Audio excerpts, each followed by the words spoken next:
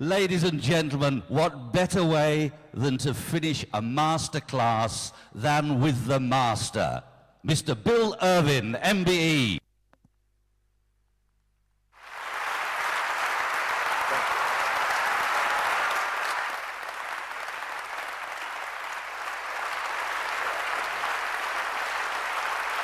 Thank you.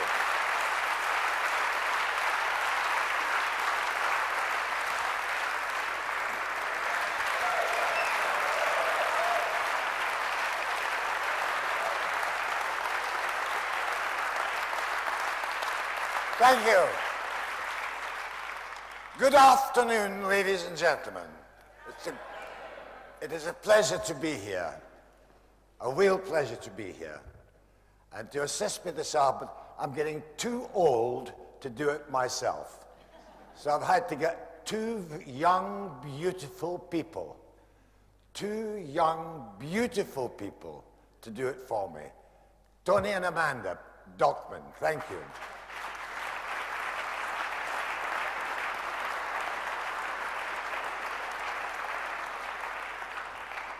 Now, I've called my lecture Then and Now. And I'm indebted to the late Josephine Bradley.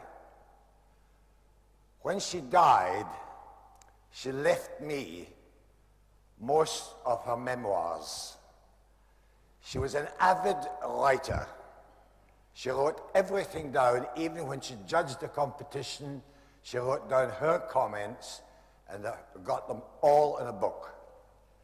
So that many of the things I'm going to speak about this afternoon, they are from Jo Bradley's memoirs.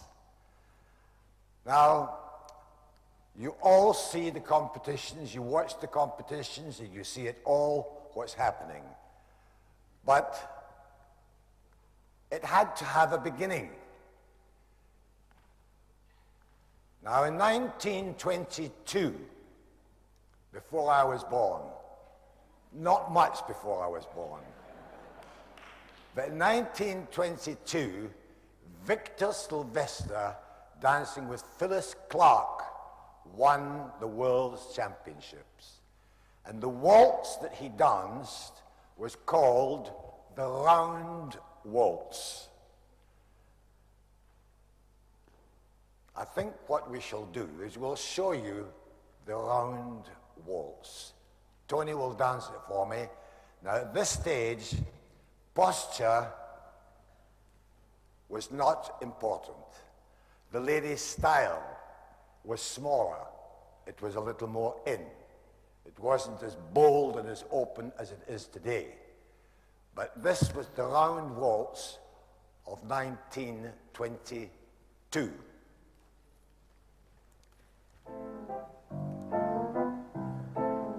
No.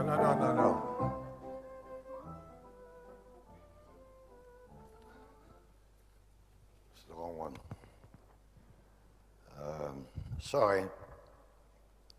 Give me 21. 21. Coming up. No.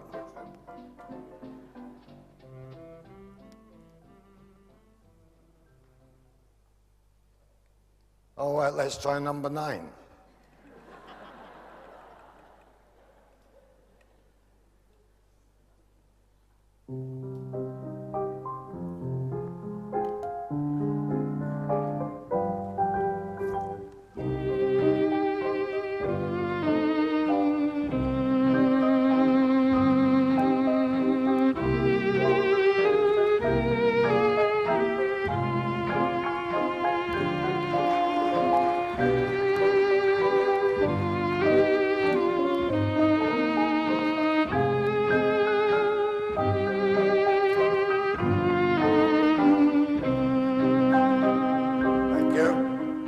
What is it?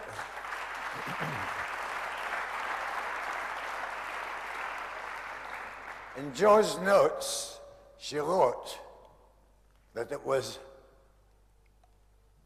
rather strange. No one ever turned to the right.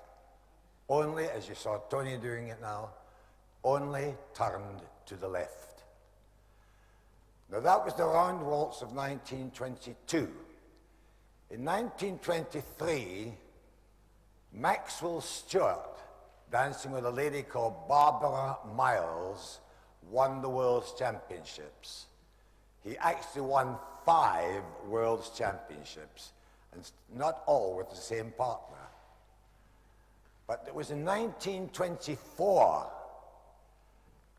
that Maxwell Stewart again won the World's Championship, but again dancing the round waltz.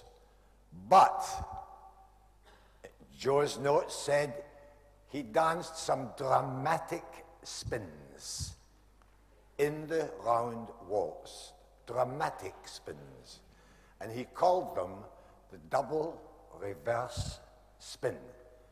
That was in 1924. And the reason why he called them the double reverse spin, he never danced a single unit. He nearly always danced 4 double reverse spins following each other. Now this is what it would have looked like, the round waltz with the double reverse spins.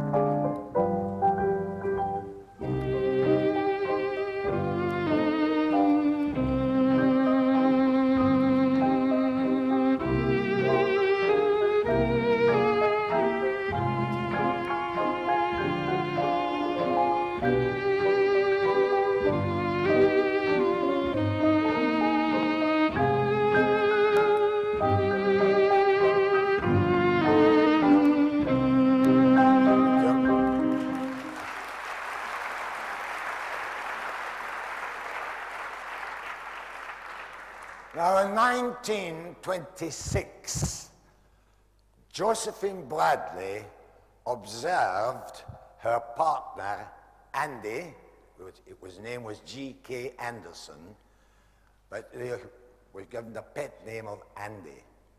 She watched him doing what was virtually change steps in the ballroom. He did not like the round waltz. He thought it was boring. And she watched and observed what he was doing. And she decided to put a shape to it. And so she taught Alex Miller and Phyllis Haylor. She formed a dance with them. Now this is what she developed in 1926.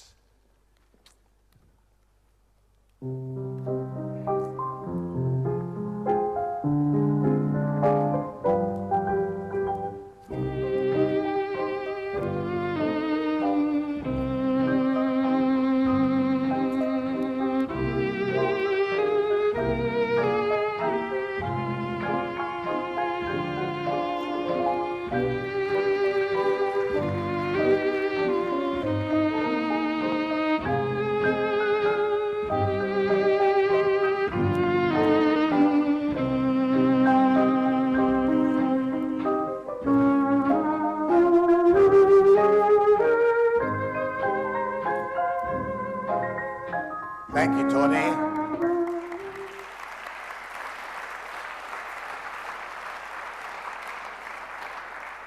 Now, I don't have to tell you that this waltz that Tony has just danced is change step natural turn, change step reverse turn. They won that competition. We had a newspaper called the Daily Sketch, and the Daily Sketch had a competition in 1927. And after she had put the shape of these figures together, Phyllis Haylor and Alex Miller danced in this Daily Sketch competition. They were the only couple dancing what Josephine Bradley called the diagonal waltz, because it started diagonally to wall, finished diagonally to center, changed it, went diagonally to center, and finished diagonally to wall. So that's why it was called the diagonal waltz. They won that competition. They won that competition in 1927, and the round waltz was never seen again. Never seen again. Now we're going to stay a little bit with the double reverse spin. In the meantime, other figures came into the diagonal waltz. First of all, you had the double reverse spin, but it did not have an entry, did not have a proper entry, and so the spin turn was evolved. Then Alex Moore fell over, doing a change step, put his foot behind, and he got a whisk. There's a funny little story there. Alex liked to have a little whiskey. And they said that's why he called it the whisk, not the whiskey.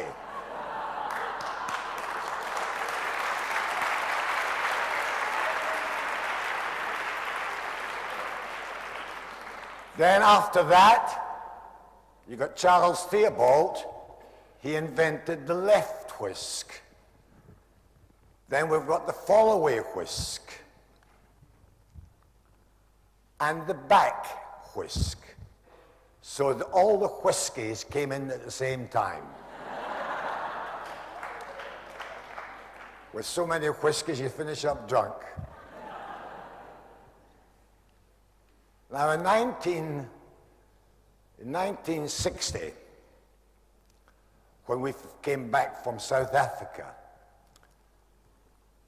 I noticed that all the couples were dancing a much bigger hold, but they were all dancing one figure that I had never seen before.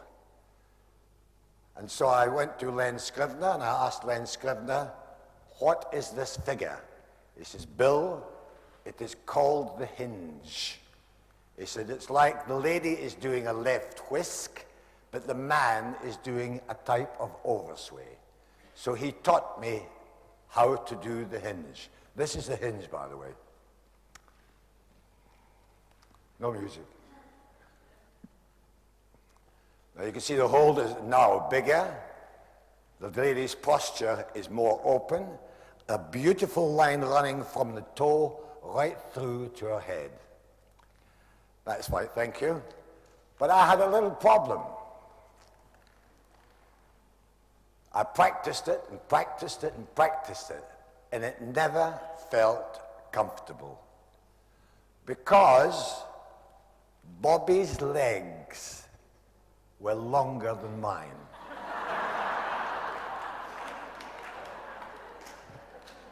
With these short legs, I didn't do too bad. So when we were practicing at the Hammersmith Palais, I said to her, instead of crossing your foot behind, to give her a little more depth, I said, take your foot back. And this is what we got, throwaway overswing.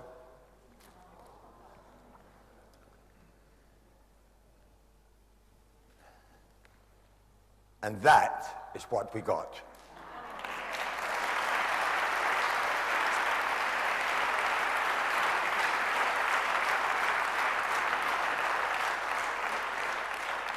And it was during a lesson with Josephine Bradley that we danced this in our lesson. And she said, Bill, one moment, please. She said, Bobbie is not doing a hinge. And I told her, I said, I feel uncomfortable doing a hinge. So I asked her to take her leg back. Oh, she said, it is an oversway where she's thrown her leg away. She said, I'm going to call it the throwaway oversway. And that's how it got its name.